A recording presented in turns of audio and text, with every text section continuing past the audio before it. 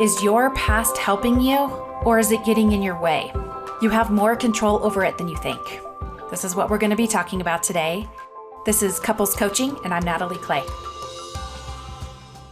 It's interesting to me how often childhood comes up when I'm coaching someone. I've thought a lot about why that tends to come up so often, and I think it has everything to do with expectations. So think for yourself. Can you envision an ideal childhood?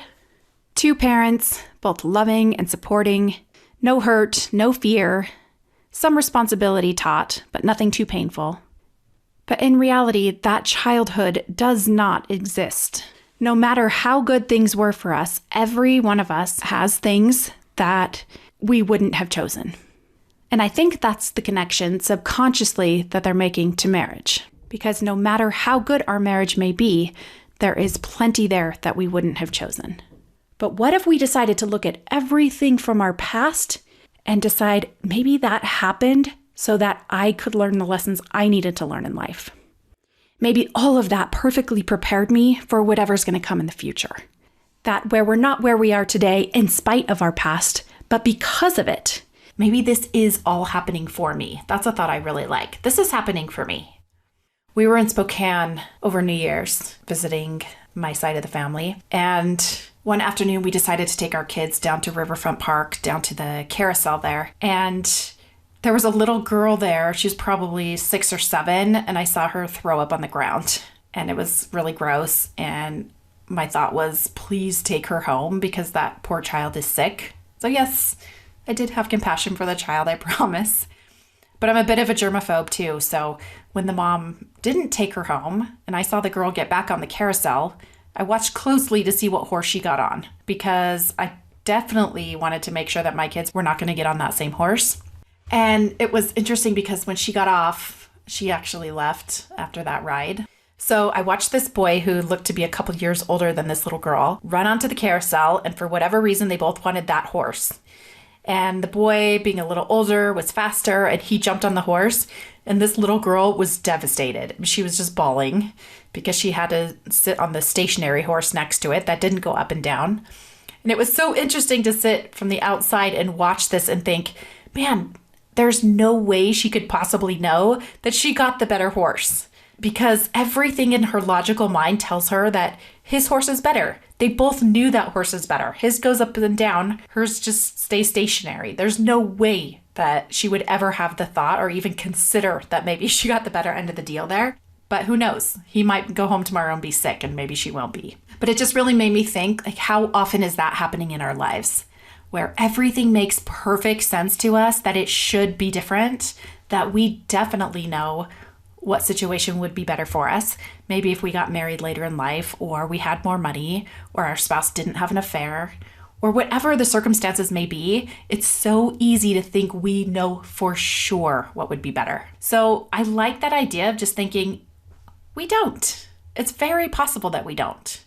And so that is something I choose to believe as fact now, that for sure all of this is happening for us. So even though when we're going through hard things, it just doesn't seem like that could be true. Every time I think that, it makes me be more of who I want to be. It makes me more actively create a better situation. Whereas when I think it's just not as good as it should be, that makes me just kind of want to give up. So if you don't believe me on this, that's okay. I want you to just consider what you do when you think the thought, my life didn't go the way it was supposed to go. So if you feel like you're a victim a lot in your life, maybe you were a victim of your childhood and then that continues on into adulthood, how does that serve you? Does that serve you in any way? Or does it just keep you stuck? Because when we have to change our childhood or our past or who we married in order to feel what we want to feel today, we're kind of out of luck because we can't do that. So it's really crazy to think about this. But anything from your past is now just a fact of your past. It's not good. It's not bad. It doesn't have any effect on you today, except for the way you choose to think about it. Now, this is really good news because this means that the things that happened in your past don't have to keep causing you pain today if you decide you're ready to move past that. In fact, you can decide that everything you've been through in your past is now there to help you create whatever it is you want to create in your future. You're actually more prepared than you've ever been to do whatever you want to do next. So when you think about why you're married today, I want you to pay attention to what your brain does. Does your brain try and tell you that your marriage is less than ideal? If so, that is not helping you improve your experience. And it's also just a lie. There is no ideal marriage. The experience you're having in your marriage is coming from the thoughts you're having about your spouse and about what you think marriage should be.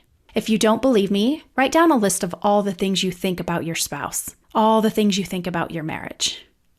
Look over all of those thoughts and notice how your brain thinks that so many of those thoughts are facts. What if you decided to take a risk and find reasons to want to be married that were based on love or compassion or hope? Now, this does take courage because having hope implies that you could be disappointed in the future, and you could be. But assuming your marriage is a disappointment just ensures that it's a disappointment now. So what if you just tried on the idea that maybe you could have a great marriage? Maybe everything you've experienced in your marriage so far, and I don't care how many years that is, how many decades that is, maybe all of it is there for you to learn and grow from. What if that's true? What if it has the ability to make you better and stronger as a couple? Can you look back on everything that's happened in your marriage and find evidence that you guys have had a common goal? Do you think you have some common goal today? Given the opportunity, do you think you would both choose to be happy and be in love with one another? Decide today how you want to consciously think about why you are choosing to be married. Because when we're just kind of running on autopilot, it's easy to think we're just kind of stuck in this situation and maybe we just got kind of a stinker and we'll just deal with it.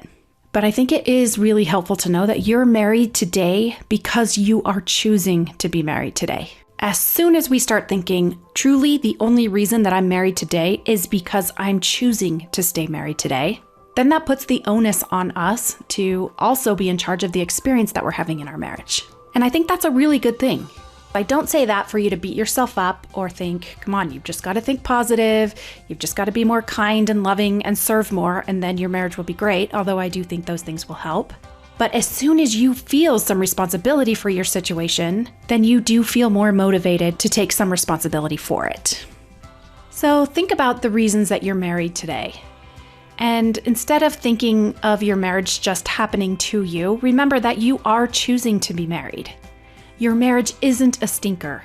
Things haven't gone wrong. What if all of this is happening for you? How might you learn from everything in the past? Thanks so much for listening today. And remember, of all the emotions you can choose to feel, love feels the very best.